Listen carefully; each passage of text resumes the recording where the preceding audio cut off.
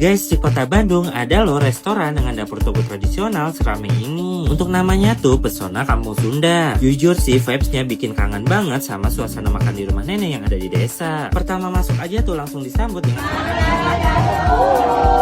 jujur ini sih konsepnya unik banget karena kita ngambil prasmanan langsung di dapur. Di sini kita bisa ngeliat ibu-ibu yang lagi meracik bumbu di area tungku. Keren sih, ini mah warisan kuliner leluhur yang otentik dan bikin auto nostalgia. Terus pilihan menunya juga beragam banget. Di sini ada sayuran dan juga ada daging-dagingan. Terus makin mantepnya lagi di sini juga ada beberapa pilihan nasi. Nah kali ini aku cobain nasi liwet pakai cumi bakar jumbo, ayam bakar dan nila bakar. Terus di sini juga aku cobain cumi asin yang pas banget dipaduin sama nasi angetnya. Jujur untuk soal rasa ini mah nikmat dan juara banget. Selain itu di sini juga ada area jajanan jadul yaitu warung Sumea. Nah di sini aku cobain klopon, kue pukis dan juga bubur kampiun yang manisnya pas banget. Nah untuk minumannya di sini juga pilihannya beragam dan pastinya seger-seger banget. Nah jadi buat kalian yang penasaran sama experience-nya langsung aja datang ke Pesona Kampung Sunda. Untuk alamat lengkapnya ada di sini ya.